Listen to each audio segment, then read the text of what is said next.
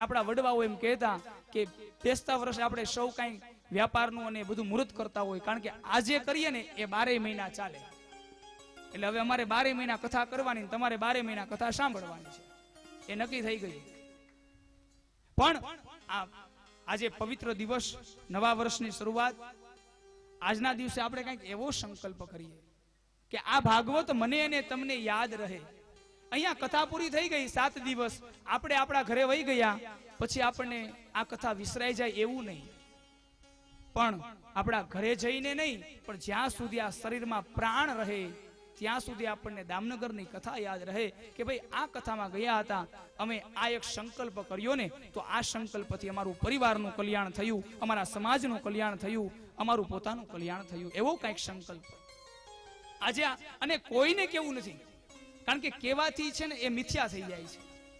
તમે તમારો સંકલ્પ કોઈને બતાવી દો ને તો પછી એ સંકલ્પ અટકતો. મનોમન સંકલ્પ કરીએ, થોડોક સંકલ્પ કે આજે આપણે પરમાત્માને ઓળખા છે, 7 દિવસ સુધી ભાગવતજીનું સાનિધ્ય લીધું છે, તો હે ભગવાન, દરરોજને માટે તમારા ચરણોની સેવા કરશું, પણ અજ્ઞાનથી નહીં, અહંકારથી નહીં, મોહમાયાથી નહીં, કંઈક મેળવવાની આશાથી નહીં, માત્ર ને માત્ર પરમાત્મા તમારા ચરણોમાં કાયમ માટે રહી શકે એટલા માટે તમારા ચરણની સેવા કરશું.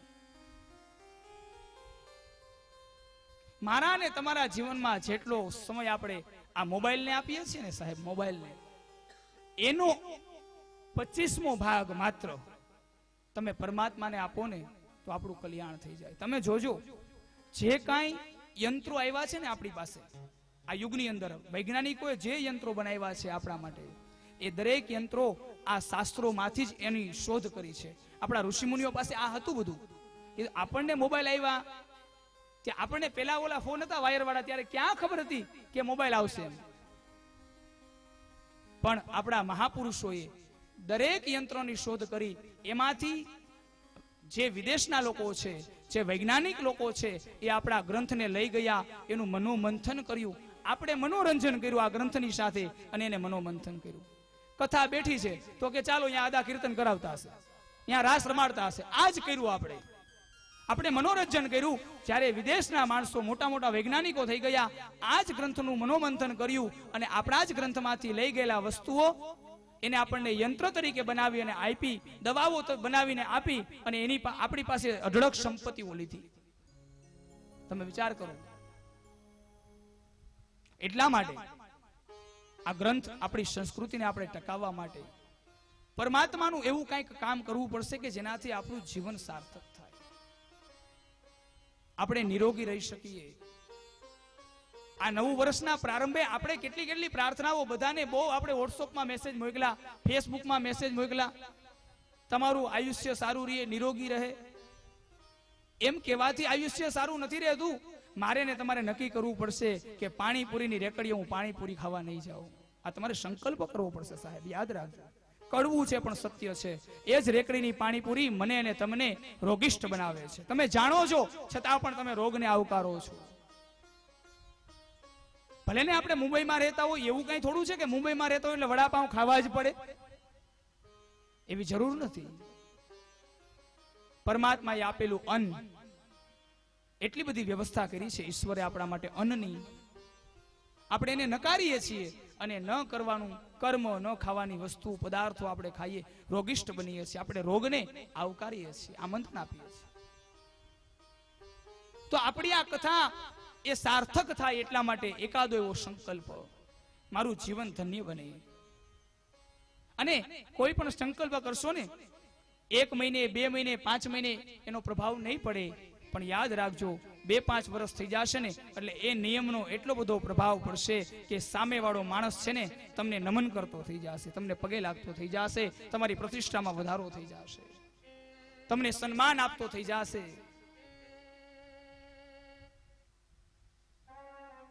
એટલા માટે ભાગવત રૂપી ગ્રંથ મને ને તમને જીવન જીવતા શીખવે છે. મહાપુરુષોને આપણે નમસ્કાર કરીએ.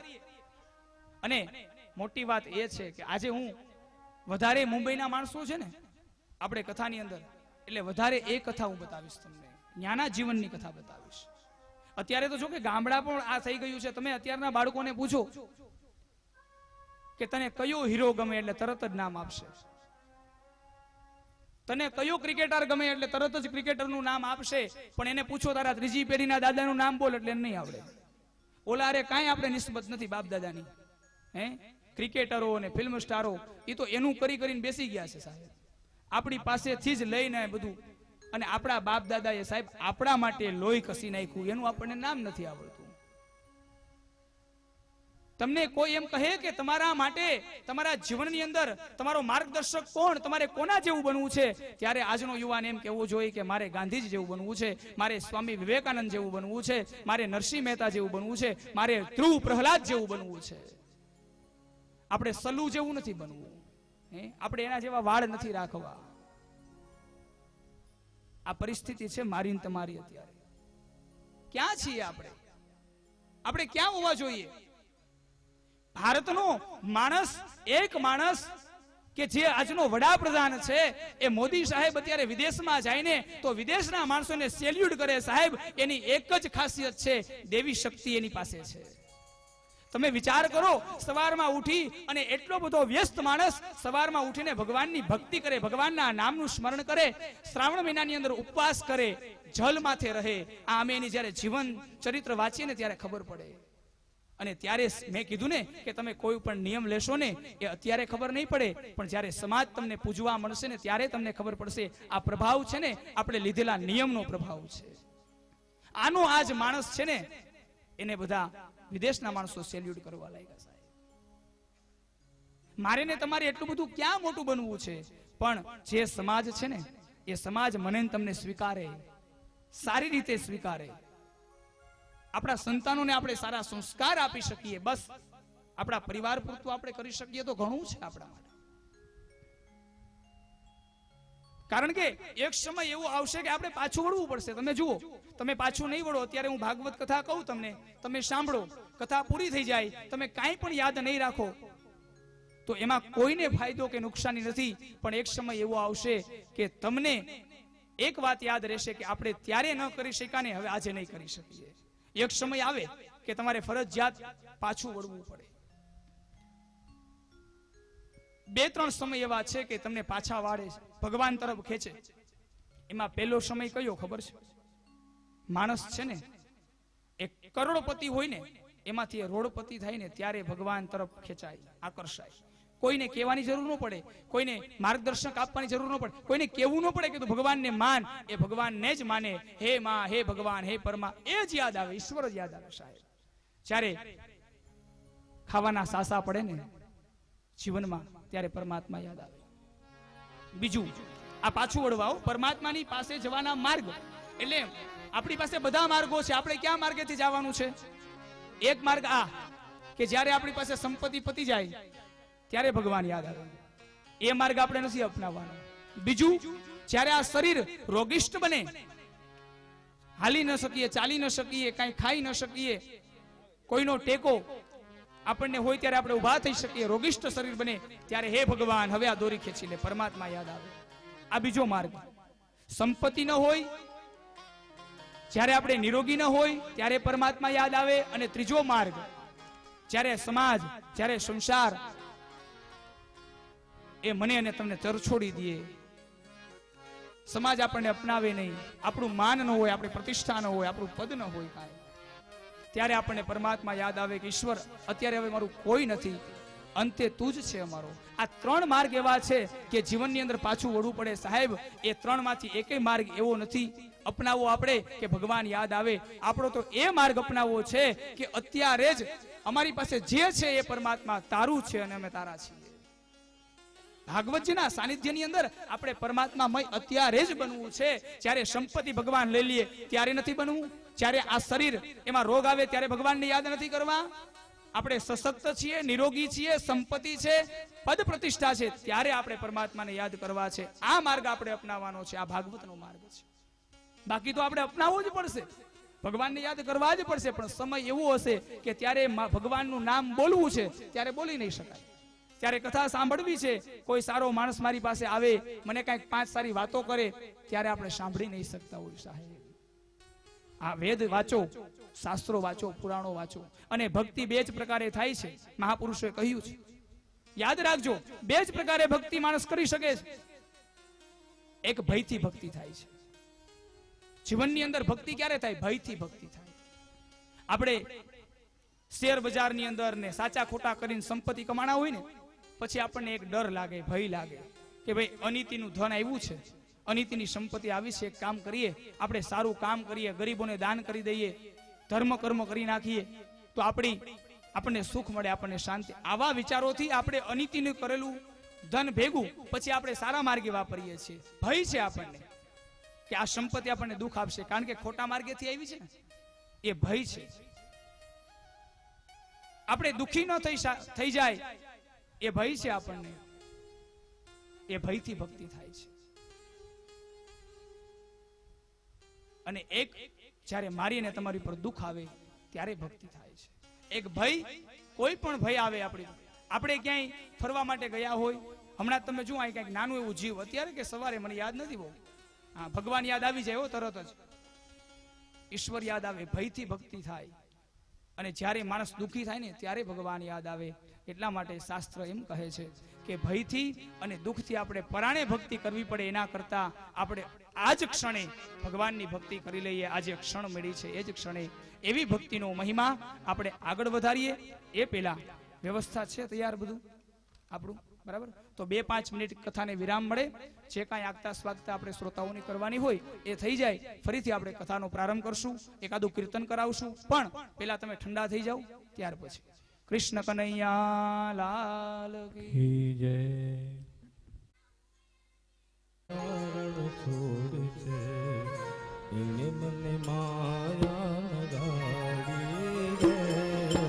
દ્વારિકાનો નાથ મારો રાજા રણ છોડ છે, એને મને માયા લગાડી રે. લગાડી મારા વાલા, એને મને માયા લગાડી મારા વાલા, એને મને માયા લગાડી મારા વાલા, એને મને માયા લગાડી મારા વાલા. તમે મને માયા લગાડી રે. એનો ચોર મારો રાજા રણ છોડ છે, એને મને માયા લગાડી રે. એનો ચોર મારો રાજા રણ છોડ છે, એને મને માયા લગાડી રે. માખણનો ચોર મારો રાજા રણ છોડ છે, એને મને માયા લગાડી રે. દ્વારિકાનો નાથ મારો રાજા રણ છોડ છે, એને મને માયા લગાડી રે. દ્વારિકાનો નાથ મારો રાજા રણ છોડ છે, એને મને માયા લગાડી રે.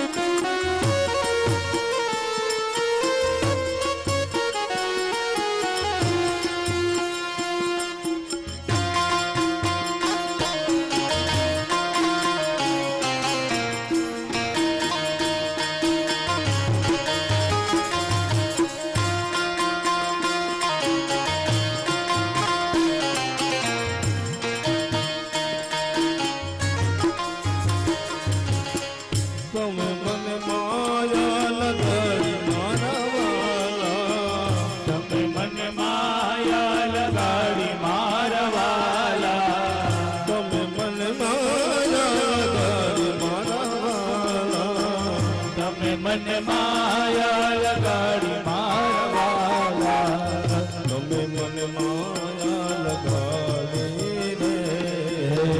તમે મને માયા લગાડી રે એણે મને માયા લગાડી રે એણે મને માયા લગાડી રે માખણનો ચોર મારો રાજા રણ છોડ છે એણે મને માયા લગાડી રે માખણનો ચોર મારો રાજા રણ છોડ છે એણે મને માયા લગાડી રે સબરીનો રામ મારો રાજા રણ છોડ છે એણે મને માયા લગાડી રે સબરીનો રામ મારો રાજા રણ છોડ છે એણે મને માયા લગાડી રે દ્વારકાનો નાથ મારો રાજા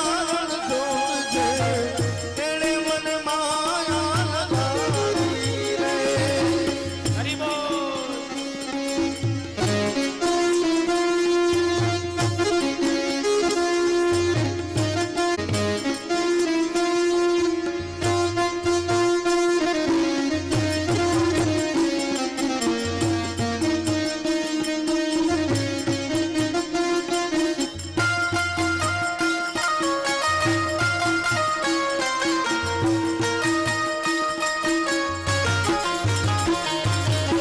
તમે મને માયા લગાડી મારા વાલા તમે મને માયા લગાડી મારા વાલા તમે મને માયા લગાડી મારા વાલા તમે મને માયા લગાડી મારા વાલા તમે મને માયા લગાડી રે તમે મને માયા લગાડી રે એણે મને માયા લગાડી રે એણે મને માયા લગાડી રે ગાયોનો ગોવાળ મારો રાજા રણ છોડ છે એણે મને માયા લગાડી રે ગાય છે એણે મને માયા લગાડી રે ગાયોનો ગોવાળ મારો રાજા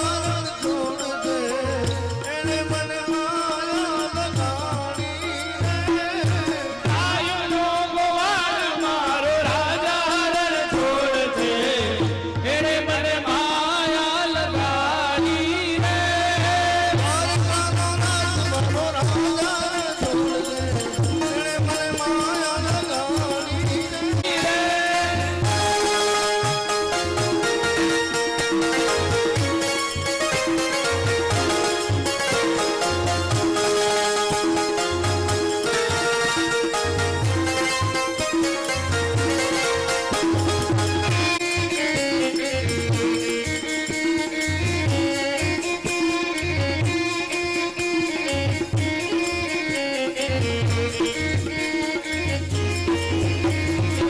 તમે મને માયા લગાડી મારા વાલા તમે મને માયા લગાડી મારા વાલા તમે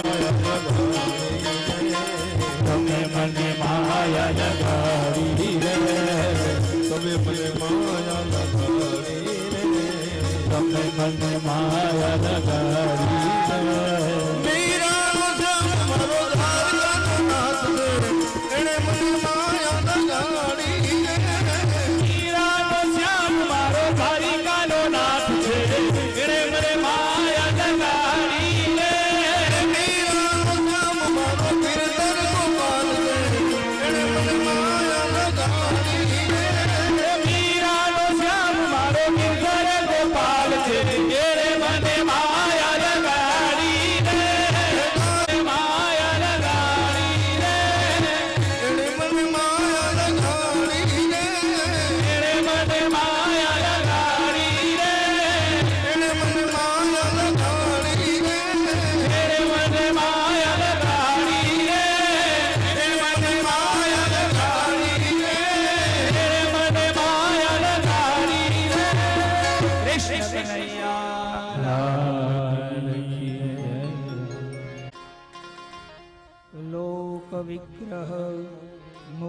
તસ્ય નારદસ્ય સ્થિરસ્ય ચ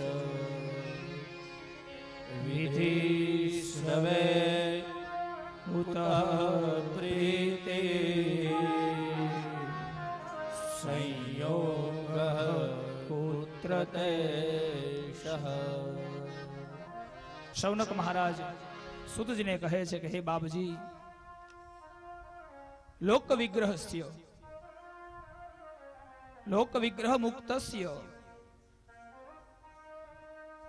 હંમેશને માટે છે લોકોનું કલ્યાણ કરવા વાળા, છે પર્યટન કરવા વાળા, છે મહાન યોગી એવા નારદજી. તેમનું મિલન સનત કુમારોને થયું અને એ સનત કુમારો દ્વારા નારદજીએ ભક્તિનું દુઃખ મટાડ્યું એવી કથા અમને બતાવો. મહાત્મ્યની અંદર ભક્તિના દુઃખને મટાડવાની કથા છે. મહાત્મ્યની અંદર અદ્ભુત કથાઓ બતાવી છે. એક વખત યોગી એવા નારદ મનુષ્ય લોકની અંદર આવ્યા. પરમાત્મા સ્વધામ ગયા, કળિયુગનું આગમન થઈ ગયું.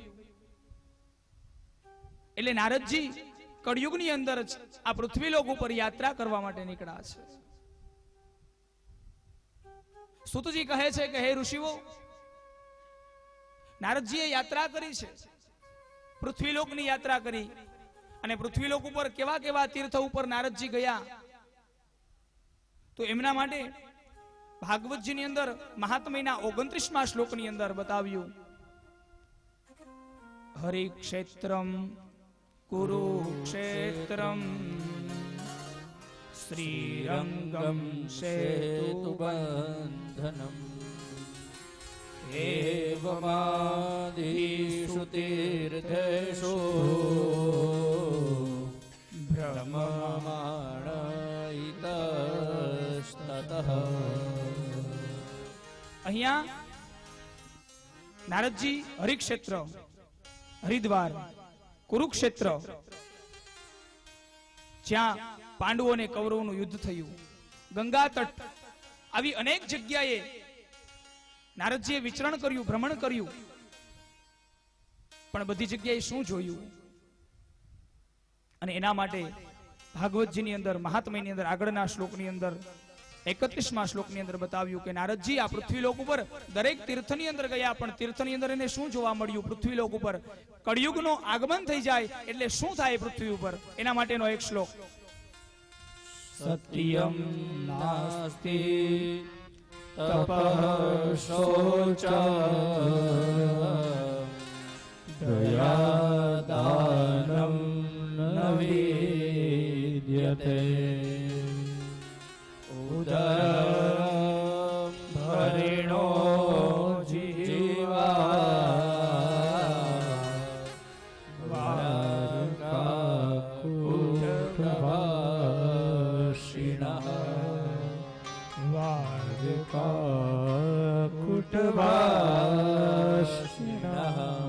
નારદજીએ જોયું, પૃથ્વીલોક ઉપર પધાર્યા, વિશાલપુરીની અંદર સનત કુમારોને મળ્યા. સનત કુમારોને બતાવે છે કે હે સનત કુમારો, પૃથ્વીલોક ઉપર મેં તીર્થયાત્રા કરી, પણ આ કળિયુગનો પ્રભાવ એવો છે કે દરેક તીર્થની અંદર સત્યમ નાસ્તિ તપઃ શોચમ દયાદાનમ ન વિદ્યતે.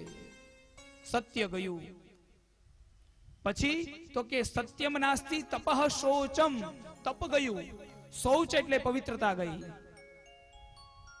સત્યમ નાસ્તિ તપઃ શોચમ દયા દાનમ ન વિદ્યતે, દયા ગઈ, દાન ગયું. શું રહ્યું? ઉદરમ ભરીણો જીહવા, માત્ર પોતાના પેટ ભરા માણસો રહ્યા છે. અને છેલ્લે બતાવ્યું વારકા કુટભાષિણ,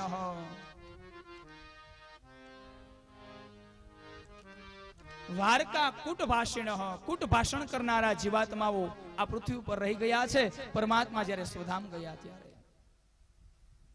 અને એમાં હે સનત કુમારો, નારદજી કહે છે કે હું જ્યારે વૃંદાવનની અંદર આવ્યો, યાત્રા કરતા કરતા બધે જોયું, સત્યમ નાસ્તિ તપઃસોચમ આ બધું જોયું, પણ યાત્રા કરતા કરતા જ્યારે વૃંદાવનની અંદર આવ્યો ત્યારે મેં આ એક કૌતુક જોયું છે. કેવું કૌતુક? તો કે વૃંદાવનની અંદર યમુનાના કિનારા ઉપર એક સ્ત્રી છે અને તેના ખોળાની અંદર બે બાળકો સૂતા છે. આવું દ્રશ્ય મેં જોયું. હું એમની પાસેથી નીકળો, પસાર થયો અને ત્યારે એ સ્ત્રી બોલી છે. એમના મુખમાં વેદવ્યાસજી મહારાજે એક શ્લોક મૂક્યો છે. આ યુવતી નારદજીને બોલાવે છે. એક શ્લોકની અંદર લખ્યું છે, 42મો શ્લોક ભાગવતજીના મહાત્મયનો.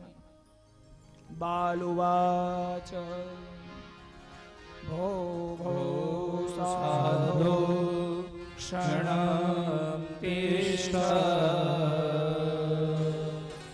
મચ્ચિંતામપિ નાશય દર્શનમ તવ લોકસ્ય સર્વથા દહરં પરમ. ભો ભો સાધો ક્ષણમ તિષ્ઠ. હે સાધો, ક્ષણિક ઉભા રહો, હું તમને ઓળખી ગઈ. આ યુવતી બોલે છે, હે નારદજી તમે ઉભા રહો, કારણ દર્શનમ તવ લોકસ્ય. હે મહામુનિ, હે નારદ, તમારા દર્શનથી આધિ વ્યાધિ અને ઉપાધિનો નાશ થાય છે. દરેક દુઃખમાંથી જીવાત્મા મુક્ત થાય. નારદજી આવું તમારું દર્શન છે. આ યુવતી બોલે છે, વૃંદાવનની અંદર રહેલી યુવતી, જેના ખોળાની અંદર બે બાળક સૂતા છે. નારદજી આ યુવતીની પાસે ગયા. નારદજી ઓળખી ન શકે આ યુવતીને, એટલા માટે પ્રશ્ન પૂછ્યો કે એ બહેન તું કોણ છે અને તારું શું દુઃખ છે, તું મને શા માટે રોકે છે? અને ત્યારે ભક્તિ મહારાણી એટલે કે જે યુવતી છે એ પોતાનો પરિચય નારદજીને આપે છે એક શ્લોકની અંદર, મહાત્મ્યની અંદર. અહમ ભક્તિ વિદ્યાતા ઈમો મે તનયો મતો જ્ઞાન વૈરાગ્યનામાનો કાલયોગે નજરો. હે સાધુ, અહમ ભક્તિ રીતિ ખ્યાતઃ, હું ભક્તિ છું. આ યુવતી એમ કહે છે કે હું ભક્તિ છું. તમે વિચાર કરો, વૃંદાવનની અંદર એક યુવાન સ્ત્રી નારદજીની સાથે એનો સંયોગ થયો. આ યુવતી ભક્તિ છે અને તેમના ખોળામાં સૂતેલા બાળકો તો કે જ્ઞાન અને વૈરાગ્ય. એમના બે દીકરાઓ છે, પણ કષ્ટ કેવું છે? આ જે સ્ત્રી છે એ યુવાન છે અને એના બાળકો છે એ વૃદ્ધ છે. આ દુઃખ છે ભક્તિનું. હે નારદજી તમે પૂછો છો ને કે હે બહેન તારું દુઃખ શું? તો કે મારું દુઃખ આ સંસારનો નિયમ છે. માં વૃદ્ધ હોય અને દીકરાઓ યુવાન હોય. અહીંયા પરિસ્થિતિ ઉલટી છે. માં યુવાન છે અને પુત્રો વૃદ્ધ છે. એટલે નારદજીએ પ્રશ્ન પૂછ્યો, હે ભક્તિ તારી આવી પરિસ્થિતિ શા માટે થઈ? અને ત્યારે ભક્તિ મહારાણી પોતાના દુઃખનું કારણ બતાવે છે કે સાંભળો નારદજી, મારી આવી પરિસ્થિતિ થવાનું કારણ એક શ્લોકની અંદર, મહાત્મયની અંદર 48મા શ્લોકની અંદર, મહાત્મયની અંદર વેદવ્યાસજી મહારાજ ભક્તિ મહારાણાના મુખની અંદર એક શ્લોક મૂકે છે પોતાના દુઃખ બતાવવા માટે. ઉત્પન્ના દ્રવિડે વૃદ્ધિ કર્ણાટકે ગતા ક્વચિત ક્વચિત મહારાષ્ટ્રે ગુર્જરે ચીર્ણતાં ગતઃ. અહીંયા ભક્તિ મહારાણી શું બોલ્યા? પોતાનો પરિચય આપ્યો. દ્રવિડે ઉત્પન્ના દ્રવિડે શાહમ. હે નારદજી, મારી ઉત્પત્તિ દ્રવિડની અંદર છે. તમે જુઓ, ભક્તિ મહારાણીની ઉત્પત્તિ દ્રવિડમાં છે. વૃદ્ધિ કર્ણાટકે ગતા. ભક્તિ યુવાન ક્યાં થઈ? તો કે કર્ણાટકની અંદર થઈ.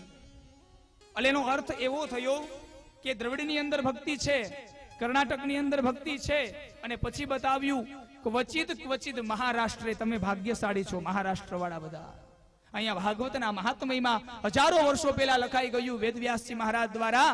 ક્વચિત ક્વચિત મહારાષ્ટ્રે, ક્યાંક ક્યાંક મહારાષ્ટ્રની અંદર મને સ્થાન પ્રાપ્ત થયું, પણ ગુર્જરે જીર્ણતામ ગતા.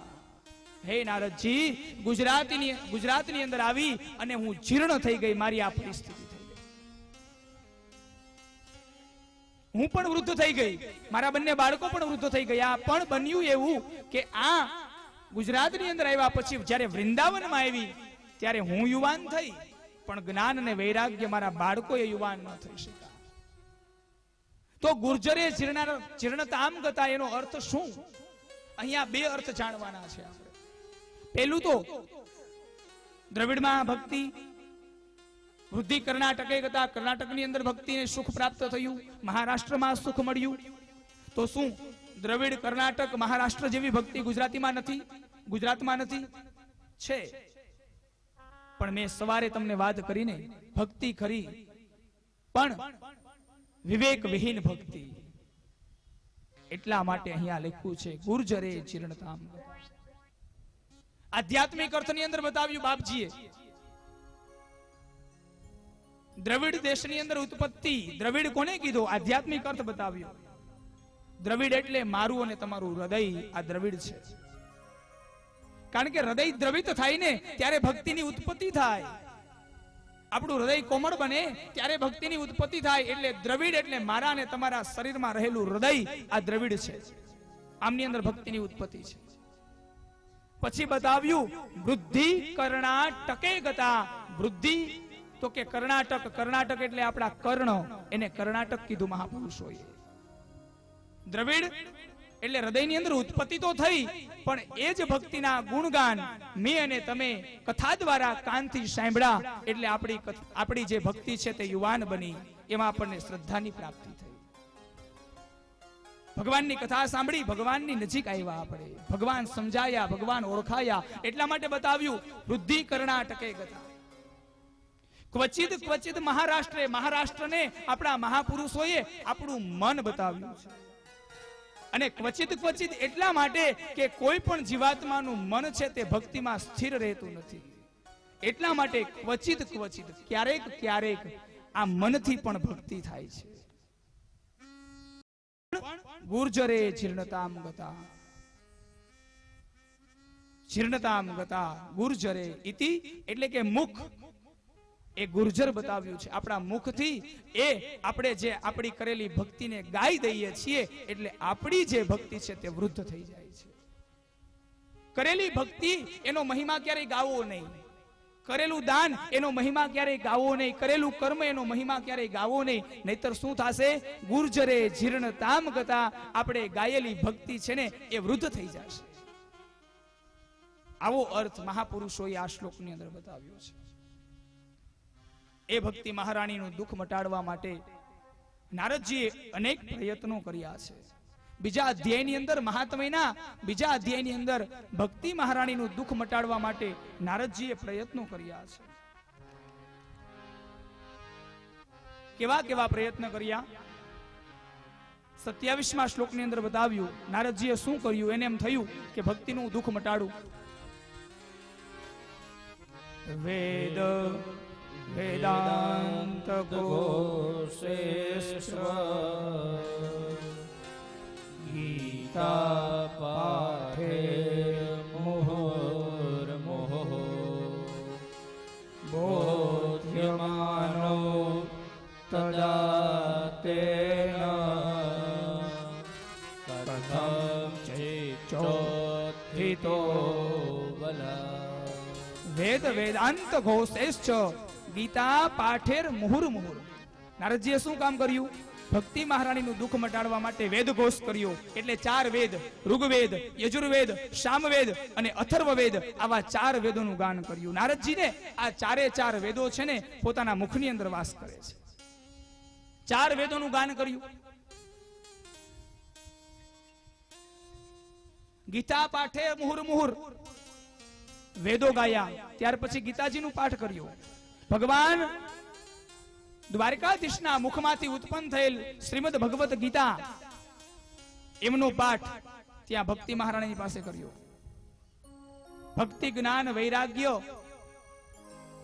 એ જ્ઞાન અને વૈરાગ્ય જાયગા નહીં, ખાલી પડખું ફેર્યા, થોડાક હૈલા. વૃદ્ધ અવસ્થાની અંદર શયન કરે છે, થોડોક ફેર પડ્યો, સફળતા ન મળી. અને ત્યારે નારદજી પોતાની પાસે જે જ્ઞાન હતું એ જ્ઞાન દ્વારા જ્ઞાન અને વૈરાગ્યને જગાડવા માટે મહેનત કરવા છતાં પણ જાગ્યા નહીં, થાક્યા અને થાકીને બેસી ગયા. ત્યારે આકાશવાણી થઈ છે.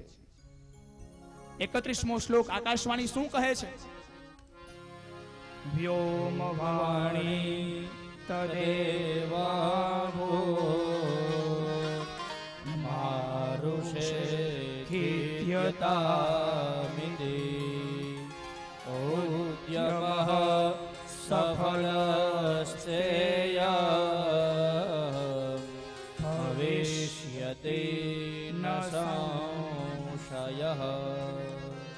અહીંયા આકાશવાણી થઈ, વ્યોમવાણી, આકાશવાણી. આકાશવાણીના શબ્દો શું હતા કે હે સાધુ, હે નારદજી, તમે ચિંતા નહીં કરો. તમે જે મહેનત કરી છે એ અફળ નહીં જાય, નિષ્ફળ નહીં જાય. તમને જરૂર સફળતા મળશે, જ્ઞાન અને વૈરાગ્ય જાગશે, પણ એના માટે એક સદકર્મ કરો. નારદજીને એક ચિંતા તો હતી, જ્ઞાન અને વૈરાગ્યને જગાડવાની ચિંતા, પણ આકાશવાણીના શબ્દ એવા હતા, સદકર્મ કરો. નારદજીએ વિચાર કર્યો, વેદથી મોટું સદકર્મ કયું?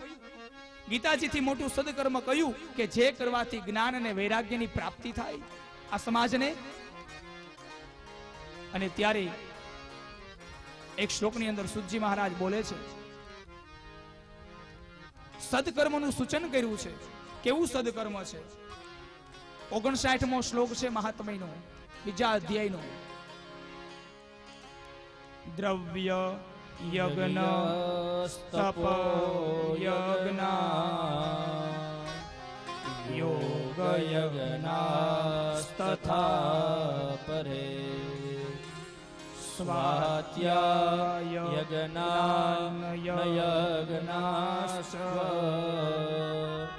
તે તો કર્મ વિશોચકઃ. અહીંયા કેટલા યજ્ઞની વાત બતાવી? જ્ઞાન યજ્ઞ, તપ યજ્ઞ.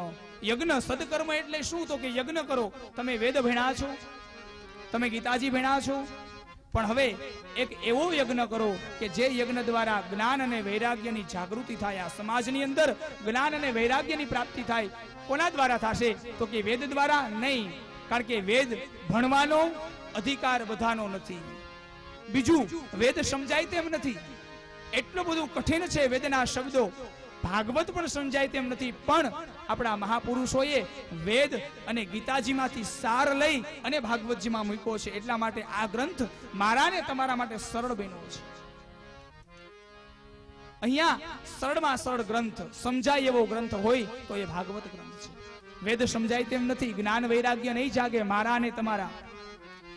આ ભક્તિનું દુઃખ નથી, આપણા બધાનું દુઃખ છે. જ્ઞાન અને વૈરાગ્ય સૂઈ ગયા છે.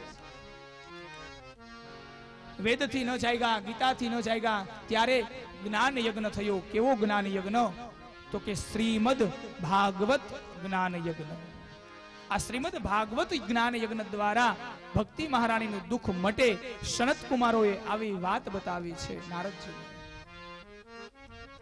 અને આ સનત કુમારો ગંગાજીના કિનારા ઉપર આનંદ નામના તટ ઉપર શ્રીમદ ભાગવત કથા કરે છે, ભક્તિ જ્ઞાન અને વૈરાગ્યનું દુઃખ મટાડવા માટે. અને ત્યાં બધાને ખબર પડી, ગંગાજી તીર્થની અંદર ભાગવત કથાનો પ્રારંભ થયો. બધા તીર્થો, ઋષિઓ, વેદો બધા પધાર્યા છે. અને ત્યાં સંત કુમારોએ ભાગવતની કથા કરી. અને આ ભાગવત કથા દ્વારા અહીંયા જ્ઞાન અને વૈરાગ્ય જાગ્યા છે.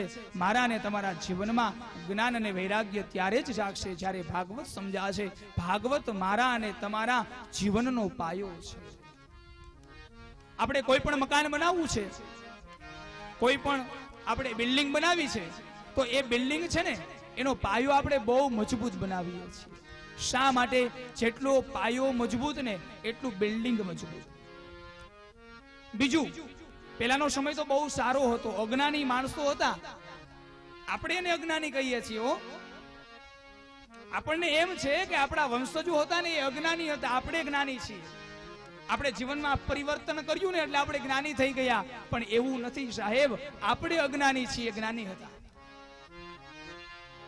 તમે જુઓ, આપણા વૃદ્ધોને મકાન બનાવવું હોય ને તો પાયો મજબૂત કરે. બીજા નંબરની અંદર કોઈ એન્જિનિયરની જરૂર ન પડતી, પોતે જ એન્જિનિયર હતા. પોતે એન્જિનિયર બને અને એક ઓસરી હોય ને, નાની ઓસરી હોય તો 2 ઓરડા બનાવે, અને મોટી ઓસરી હોય ને તો 4 ઓરડા બનાવે એક ઓસરી. અને 5 ભાઈઓનું કુટુંબ હોય ને એ 4 ઓરડા હોય કે 2 ઓરડા હોય ને એની અંદર સંપીને રહેતું. કોઈ એન્જિનિયરે મકાન ન બનાવ્યા હોય, પોતાની બુદ્ધિથી બનાવ્યા હોય તો પણ.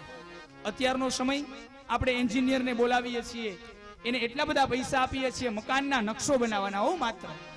પછી બિલ્ડિંગ બનાવવાની વાત તો પછી રહી. એ મકાનનો નકશો બનાવે, પછી આપણે બિલ્ડિંગ બનાવીએ, એ મોટું બિલ્ડિંગ બનાવી અને એમાં આપણે વાસ કરીએ. પણ બને એવું કે બિલ્ડિંગ તો મોટું હોય પણ એની અંદર આપણને શાંતિની પ્રાપ્તિ ન હોય. એ શાંતિ ક્યાં વહી ગઈ? તો મારા ને તમારા જીવનના જે મકાન શાંતિ નથી આપી શકતા, તો આ સંસારની અંદર શાંતિ ક્યાં મળશે? એ શાંતિની પ્રાપ્તિ કરવા માટે, એ સમાજની અંદર રહી, આ સંસારની અંદર રહી અને મારા અને તમારા જીવનને શાંત કરવા માટે, શાંતિની પ્રાપ્તિ માટે આ જ્ઞાન યજ્ઞ, આ ભાગવત રૂપી યજ્ઞ આપણને શાંતિ પ્રદાન કરશે. અને અહીંયા બન્યું એવું કે ભાગવત કથા સાંભળી અને ભાગવત કથા સાંભળતા જ ભક્તિ, જ્ઞાન, વૈરાગ્ય જાગ્યા અને ત્યાં ભક્તિ મહારાણીએ નૃત્ય કર્યું છે. એક શ્લોકની અંદર, ભાગવતજીની અંદર 3જા અધ્યાયના 67મા શ્લોકની અંદર ભક્તિ મહારાણી બોલ્યા છે કે ભાગવત સાંભળવાથી મારી પુષ્ટિ થઈ, પરમાત્માનું મને દર્શન થયું. મારા ને તમારા જીવનમાં પણ 7 દિવસ સુધી ભાગવત સાંભળવાથી આપણી પુષ્ટિ થાય અને આપણને પરમાત્માનું દર્શન પ્રાપ્ત થાય. આવી આ મહાત્મયની કથા અને એનો સાર મને અને તમને સુતજી મહારાજે બતાવ્યો છે. ભક્તિ સુતો તો તરુણો ગૃહીત્વા પ્રેમે કરૂપા સહસા વિહસે શ્રી કૃષ્ણ ગોવિંદ હરે મુરારે નાથે તિનામા નિમોહર વદંતી નાથે તિનામા નિમોહર વદંતી.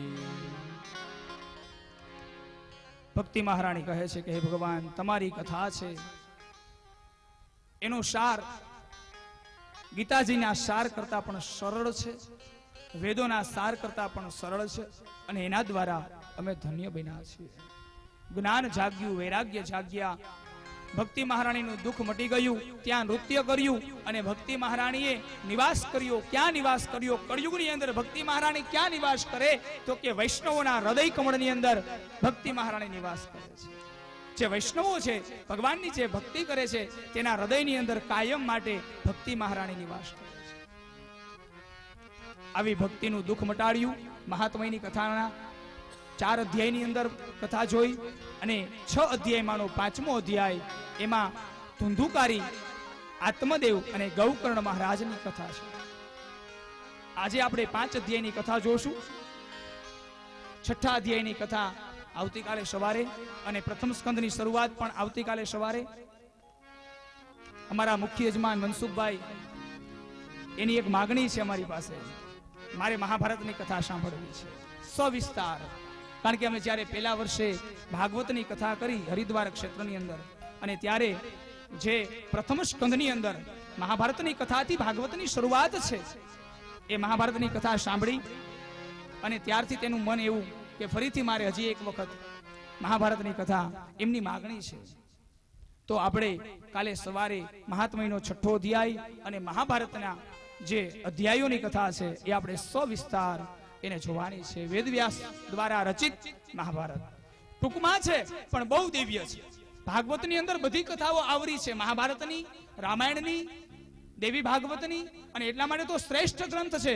બધા પુરાણોનો સમાવેશ કર્યો છે. થોડું પણ બધું સમાયેલું છે આની અંદર, અને માત્ર સાર. અને આમ કહીએ તો ભાગવત છે એ સારનો પણ સાર છે. ભાગવત છે એ ફળ છે. આપણે કોઈ કર્મ કરીએ તો એનું ફળ જોઈએ છે. આપણે દરેક જીવાત કોઈ પણ કર્મ કરીએ એનું ફળ જોઈએ છે. સાહેબ, ભાગવતમાં તો મહાપુરુષ એમ કહી ગયા કે આ કર્મનું કઈ ફળ છે જ નહીં, કારણ કે સ્વયં આ કર્મ જ ફળ છે. તમે જે આ ભાગવત કર્મ કરો છો ને, આ જ ફળ છે. ફળનું કોઈ ફળ ન હોઈ શકે. એટલા માટે આવું દિવ્ય ફળ, એમાં મહાત્મયની કથાના 4 અધ્યાયની અંદર ભક્તિ મહારાણીની પુષ્ટિ થઈ, અને 5મા અધ્યાયની અંદર આત્મદેવ બ્રાહ્મણ છે તેને ત્યાં ધુંધુકારી અને ગૌકર્ણ મહારાજનો જન્મ થયો એવી કથા છે. કથાના રૂપની અંદર જોઈએ તો આત્મદેવ બ્રાહ્મણ, તેમની પત્નીનું નામ ધુંધલી. આ આત્મદેવ અને ધુંધલીના દાંપત્યની અંદર કોઈ સંતાન નથી. એક સંતના આશીર્વાદથી સંતાનની પ્રાપ્તિ થાય એવો યોગ બન્યો, અને એક સંતે એક ફળ આપ્યું છે. હે આત્મદેવ, આ ફળ તમે તમારા પત્નીને ખવડાવો, તમારે ત્યાં સંતાનની પ્રાપ્તિ થશે. આપણે આ કથા સાંભળી ગયા છીએ, આપણને ખ્યાલ છે, છતાં પણ આપણે જોઈએ આ કથાને, સમજવા જેવી કથા છે. આધ્યાત્મિક અર્થની અંદર આત્મદેવ કોણ? મારી ને તમારી કથા છે. આત્મદેવ એટલે આત્મા છે. ધુંધલી એની પત્ની એટલે બુદ્ધિ છે. આપણી પાસે આત્મા છે, આપણી પાસે બુદ્ધિ છે, પણ જ્યાં સુધી આપણી પાસે વિવેક નથી ને સાહેબ, ત્યાં સુધી પરમાત્માની પ્રાપ્તિ નથી. આત્મદેવની પાસે બુદ્ધિ તો હતી, પણ વિવેક નામનો પુત્ર ન હતો. મોટામાં મોટો પુત્ર છે ને, એનું નામ વિવેક છે. ભાગવત મને તમને બતાવે છે, આપણા જીવનમાં, આપણા દાંપત્યમાં, આપણા સંતાનમાં, કોઈ આપણા સંસારમાં કોઈ સંતાન નહીં હોય તો ચાલશે, એનાથી જીવાઈ જશે, ગતિ મળી જશે, પણ વિવેક નહીં હોય ને તો ગતિ નહીં મળે. વિવેક નામના પુત્રની જરૂર છે, અને આ વિવેક નામના પુત્રને મેળવવા માટે એક સંતનો આશીર્વાદ પ્રાપ્ત થયો, પણ જેના ભાગ્યમાં જ વિવેક નામનો પુત્ર ન હતો. સંત એમ કહ્યું, સપ્ત જન્મ પુત્ર નૈવ ચ નૈવ ચ. 7 જન્મ સુધી હે આત્મદેવ તારા દાંપત્યમાં સંતાન સુખ નથી. અને ત્યારે આત્મદેવ કહે છે કે હે સન્યાસી, તમે મને સંતાન સુખ નહીં આપો તો અહીંયા જ હું મૃત્યુ ધારણ કરીશ, બ્રહ્મ હત્યા તમને લાગશે. અને એટલા માટે એક સન્યાસીએ ફળ આપ્યું. આ ફળ આત્મદેવ ધુંધલીને આપે છે કે આ ફળ ખાવાથી આપણને સંતાનની પ્રાપ્તિ થશે. ધુંધલીએ વિચાર્યું, ધુંધલી એટલે બુદ્ધિ, મારી ને તમારી બુદ્ધિ છે ને એ ધુંધલી જેવી છે. શ્રદ્ધાથી અંધશ્રદ્ધા તરફ આગળ વધીએ છીએ આપણે આપણી બુદ્ધિથી. આપણને એમ છે કે આપણે બુદ્ધિથી બહુ હોશિયાર છીએ. નહીં, આપણે બુદ્ધિ આપણે ક્યાં લગાડીએ છીએ? ભૌતિક સુખની અંદર, પશ્ચિમી સંસ્કૃતિની અંદર આપણે આપણી બુદ્ધિને લગાડીએ છીએ. આપણે આપણી બુદ્ધિ છે એ પરમાત્માના ચરણોમાં લગાડવાની છે. આ ધુંધલી જેવી પરિસ્થિતિ છે આપણી. બન્યું શું?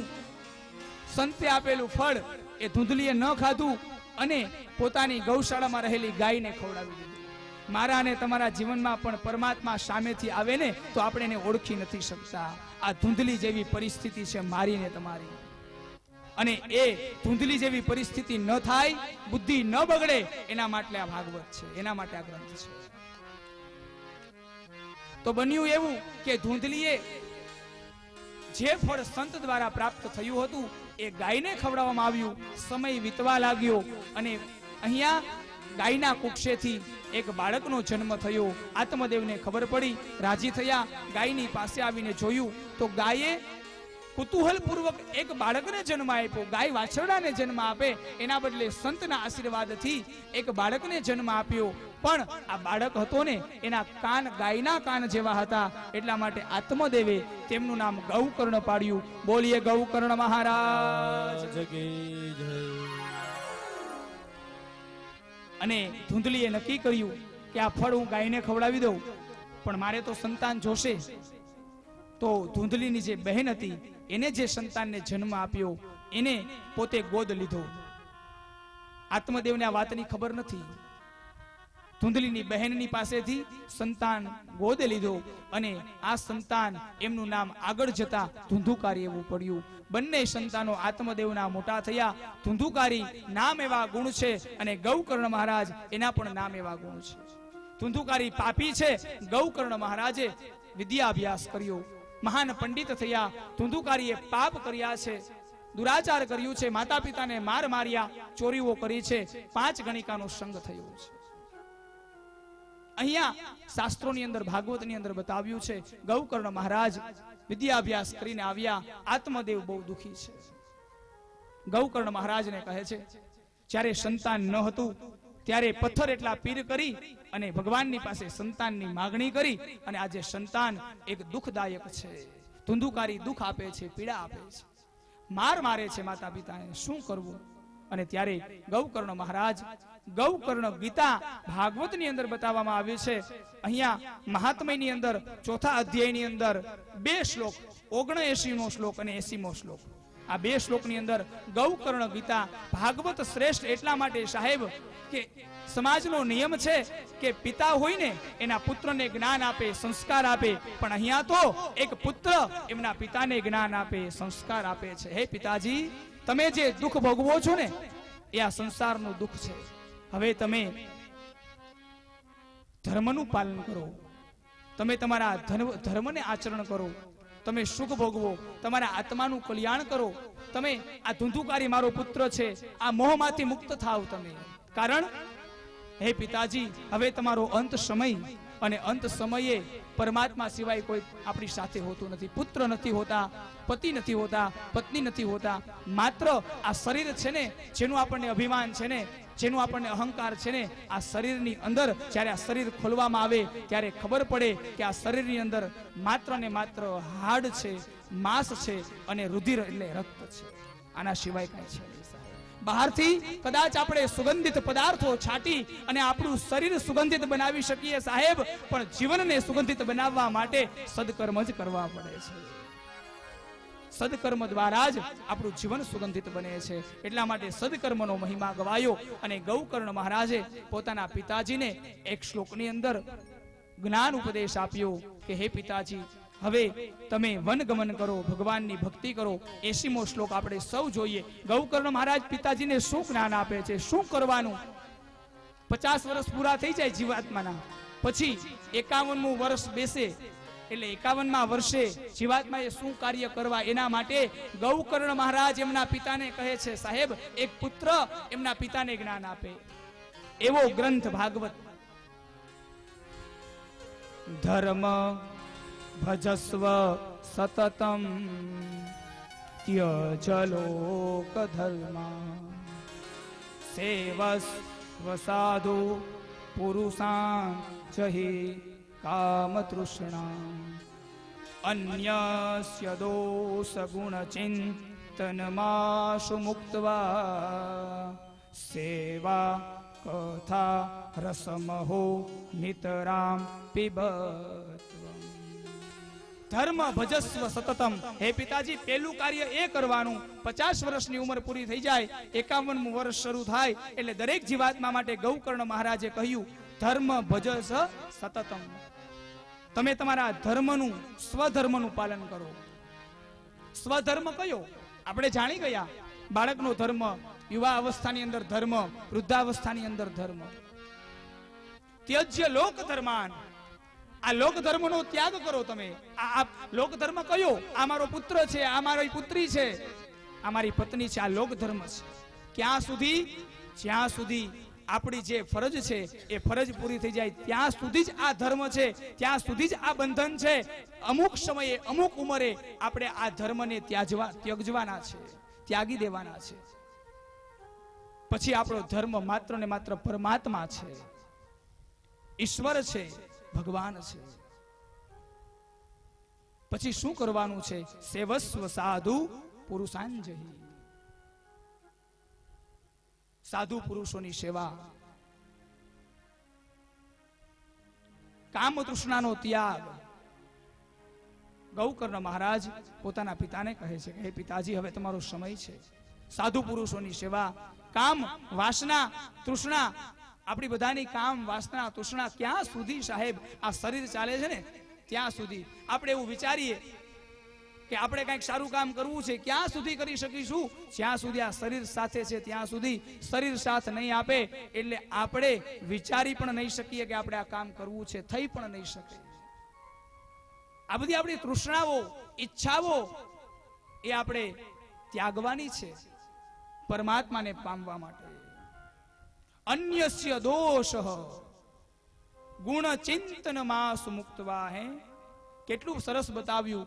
અન્યસ્ય દોષ, બીજાના દોષ જોવાનું બંધ કરવાનું. મોટામાં મોટું કાર્ય બતાવ્યું ગૌકર્ણ મહારાજે. વૃદ્ધાવસ્થાનો સમય આવે, આત્મદેવ હવે તમારી ઉંમર એટલી થઈ છે, અન્યસ્ય દોષ ગુણ ચિંતન માસુ, બીજાના દોષ જોવા નહીં, એનું ચિંતન પણ કરવું પાપ છે. વિચાર તો કરો, બીજાના ગુણ ગાવા નહીં, અવગુણ ગાવા નહીં, પણ તમે એનું ચિંતન કરો ને ખાલી મનથી, કોઈને બતાવ્યા વગર, તો પણ દોષ છે, તો પણ પાપ છે. ત્યાં સુધી ગૌકર્ણ મહારાજ તેમના પિતાજીને કહે છે કે હે પિતાજી, બીજાના દોષ જોવાનું બંધ કરી દો, એનો વિચાર પણ ન કરો. સેવા કથા શું કાર્ય કરવાનું અત્યાર સુધી બતાવ્યું, આ નહીં કરવાનું, બીજાના દોષ નહીં જોવાના, ભગવાનનું સ્મરણ કરવાનું. અને હવે તો કે સેવા કરો, કથા શ્રવણ કરો. સમય એવો આવ્યો કે હવે તમારે સેવા કરવાની છે, કથા શ્રવણ કરવાની છે. નિતરામ પીબત્વમ, દરરોજને માટે, કાયમને માટે, હર ક્ષણ ભગવાનની કથા, ભગવાનની સેવા, ભગવાનની પ્રાર્થના, એમાં જ હે પિતાજી તમારું કલ્યાણ છે. ગૌકર્ણ મહારાજ પોતાના પિતાને જ્ઞાન ઉપદેશ આપ્યો અને આ ગૌકર્ણ મહારાજે જ્ઞાન ઉપદેશ આપ્યાથી આત્મદેવ છે તેને સંન્યાસ ધારણ કર્યો. એક પુત્રના કહેવાથી, એક પુત્રના જ્ઞાન ઉપદેશથી પિતાએ સંન્યાસ ધારણ કર્યો છે. શુક્લ પક્ષ હોય, શુક્લ પક્ષ એટલે અંજવાળિયું, એકમ થી પૂનમ સુધીની તિથિ, જેને આપણે શુક્લ પક્ષ કહીએ છીએ. હવે પૂનમ આવે ને, હમણાં જ શરદ પૂનમ ગઈ ને, પૂનમ આવે. પૂનમ ને દિવસે આકાશની અંદર ચંદ્ર છે ને તે 16 કળાએ ખીલો હોય અને આજુબાજુમાં તારોડિયાઓ છે ને એ ટગમગ કરતા હોય. તારોડિયા કેટલા? અસંખ્ય. અને ચંદ્ર એક જ. પ્રકાશ કોનો પડે? રોશની કોની સુંદર લાગે? તો કે ચંદ્રની. એ મારા અને તમારા જીવનની અંદર ભલે ને એક જ સંતાન હોય, પણ એ પૂનમના ચંદ્ર જેવું સંતાન, ગૌકર્ણ જેવું સંતાન મારા અને તમારા જીવનને ધન્ય બનાવી દે. એટલું જ નહીં, આપણા સમાજને, માતા પિતાને એનો ઉદ્ધાર કરી દે. આવું સંતાન, ભલે ને એક જ સંતાન હોય, કરોડો તારોડિયા ટગમગ કરતા હોય ને એનો પ્રકાશ ન પડે. મારા અને તમારા જીવનની અંદર ચંદ્ર સમાન સંતાનની જરૂર છે. આવું સંતાન પ્રાપ્ત થાય, આપણા બધા દોષ એમાંથી આપણે મુક્ત થઈ પરમાત્માના પદની પ્રાપ્તિ થાય. જ્યારે અસંખ્ય જન્મોના પુણ્ય હોય ને ત્યારે આપણે ત્યાં થાય. અને એ સંતાન એ જ્યારે ભક્ત બને ને ત્યારે સમજવાનું કે આપણા કરોડો જન્મના પુણ્ય છે, ત્યારે મારો દીકરો છે ને ભક્તિમય કાર્ય કરી રહે છે. આજે કથા ચાલે છે ને, જેના પિતૃઓના મોક્ષાર્થે સાહેબ, હું અહીંયા અનુભવથી કહું છું, અનુમાનથી નહીં. 2 શબ્દ બહુ મહત્વના છે. એક આપણા માટે અનુમાન છે ને એક અનુભવ છે. અનુમાન નથી, અનુભવ છે કે જે યજમાન પરિવાર ભગવાનની સાચા હૃદયથી કથા સાંભળે અને કથા વચાવે છે, એના પિતૃઓ જ્યાં લોકની અંદર હોય ને ત્યાં નાચતા હોય છે સાહેબ, નાચતા હોય છે. આજે એનું મન પ્રફુલ્લિત હોય છે, કારણ ગૌકર્ણ સમાન અમારા પુત્રો થયા અને અમને મોક્ષ આપવા માટે અમારી પાછળ આવું સદકર્મ કરી રહ્યા છે અમારા દીકરાઓ. આજે આત્મદેવને જેમ સંતોષ થયો ને ગૌકર્ણથી, એવી રીતે આપણા પિતૃઓને પણ આ કથાથી આ સંતોષ છે. આજે એને મોક્ષ છે. સદકર્મ ત્યારે જ થઈ શકે. આવા સંતાનો કે જેને ભાગવત કથા કરવી છે, આવો વિચાર ત્યારે જ આવે સાહેબ. કરોડો જન્મના પુણ્ય ભેગા થાય ને ત્યારે આવા મા બાપને આવા સંતાનો મળે. નહીતર જીવતા તો સેવા નથી થતી, મૃત્યુ થઈ ગયા પછી ક્રિયા પણ નથી થતી સરખી રીતે. તમે વિચાર તો કરો. અને યાદ રાખજો, જે ક્રિયા કરવાની ના પાડે ને, કે એમની પાછળ ઉત્તર ક્રિયા નથી કરવી, એને જીવતા મા બાપની સેવા નથી કરી. એ જ ક્રિયા કરવાની ના પાડે, જેને જીવતા મા બાપની સેવા કરી હોય ને એ જ સંતાનો એની પાછળ આવા કાર્ય કરી શકે. આ એક નિયમ છે, તમારે વિચારવું રહ્યું. તમારે વિચારવું રહ્યું કે સદકર્મ કરનાર દીકરો છે ને એ આપણે આ પરિવારના માતા પિતાને પિતૃઓને જોયા નથી, પણ આ પરિવારે મા બાપની જીવતા સેવા કરી છે, આ નિશ્ચિત થાય છે, કારણ કે એમની પાછળ જ આવા કર્મ થાય. બાકી તો ઉત્તર ક્રિયા કરવાનો સમય નથી, 12 દિવસ બેસવાનો સમય નથી, બસ એક દિવસનું ઉઠમણું, એક દિવસની સાદડી, એક દિવસનું બેઠણું, બસ આ જે કાંઈ કયો ઈ પૂરું થઈ ગયું. વિચાર કરો, જીવતા મા બાપની સેવા ન થઈ હોય એની પાછળ કોઈ દિવસ સદકર્મ થતા નથી. સદકર્મ કરનાર માણસ યાદ રાખજો. આપણે એમ કહેતા હોય કે હવે એને શું પાણી પાવાની જરૂર છે, જીવતા તો નથી પાયું. અરે સાહેબ, મૃત્યુ પામ્યા પછી પાણી એ જ પાઈ શકે જેને જીવતા પાયું છે. જેને જીવતા નથી પાયું એ મૃત્યુ પછી શું તર્પણ કરવાનું છે? એના મા બાપનું ન કરી શકે. મા બાપનું તર્પણ ત્યારે જ થઈ શકે કે તમે જ્યારે જીવતા એને પાણીનો ગ્લાસ ભરી દીધો ને ત્યારે જ તમે અધિકારી બનો એના મૃત્યુ પછી તર્પણ કરવાના. નહીતર તમને વિચાર ના આવે તર્પણ કરવાનું, તમે કરી જ ના શકો. આ સમયની અંદર ઘણા બધા જીવાત્માઓ એવા છે કે શ્રાદ્ધને માનતા નથી. શું કામે? એના માતા પિતાની જીવતા એને સેવા નથી કરી, એને શ્રાદ્ધ ન સમજાય, એને ભાગવત ન સમજાય, એને ધર્મ ન સમજાય, મા બાપની જેને સેવા નથી કરીને સાહેબ એનું જીવન વ્યર્થ છે. એટલા માટે ગૌકર્ણ સ્વરૂપ આજે આ પરિવાર એમના પિતૃઓના ઉદ્ધારાર્થે, મોક્ષાર્થે આવું સદકર્મ જ્યારે કરી રહ્યા છે અને આપણે સૌ નિમિત્ત બન્યા છીએ, ત્યારે એમના પિતૃઓ જ્યાં હશે ત્યાં એટલા બધા ખુશ હશે અને આપણને આશીર્વાદ આપશે. આપણા વંશની વૃદ્ધિ થાય, આપણું કલ્યાણ થાય, આપણી દરેક મનોકામના આપણા પિતૃઓ પૂર્ણ કરે, એવી અભ્યર્થના સાથે, એવી પ્રાર્થના સાથે આજની કથાને અહીં આપણે વિરામ આપીશું. આવતીકાલની કથા, જે મહાત્મયની કથા બાકી છે એને આપણે આગળ વધારીશું. ધુંધુકારી છે એને મુક્તિની કથા. ગૌકર્ણ મહારાજ ધુંધુકારી માટે જે ભાગવત કથા કરે એ 5મો અધ્યાય અને 6ઠો અધ્યાય એ આવતીકાલે સવારે આપણે, અને મહાભારતની કથા પ્રથમ સ્કંદનો કથા એ આવતીકાલે સવારે 9 વાગે. અત્રે 2-5 મિનિટ હરિનામ સંકીર્તન ગિરિરાજજીના શરણે આજે આપણે જવું છે, કારણ આજે ગિરિરાજ જતિપુરાની અંદર, વ્રજની અંદર એક મોટો ઉત્સવ ભગવાન કૃષ્ણએ આજના દિવસે એ ગિરિરાજજીની પૂજા કરી, 56 ભોગ ધર્યા, અને ગિરિરાજ ઉત્સવ આવશે ત્યારે આપણે સવિસ્તાર કથા સાંભળશું. પણ આજના દિવસે એ મહત્વને સાચવી રાખવા માટે અત્યારે આપણે ગિરિરાજજીનું 2-5 મિનિટ કીર્તન કરી અને પછી યજમાન પરિવાર આરતી પૂજા કરશે અને પછી આપણે જુદા પડશું. ગિરિરાજ ધરણ કી જય, ગિરિરાજ પ્રેમથી બધા શ્રીજી તુમારી શરણ. ગિરિરાજ ધરણ શ્રીજી તુમારે શરણ. ગિરિરાજ ધરણ શ્રીજી તુમારે શરણ. ગિરિરાજ ધરણ શ્રીજી તુમારી શરણ. તુમારી શરણ શ્રીજી તુમારી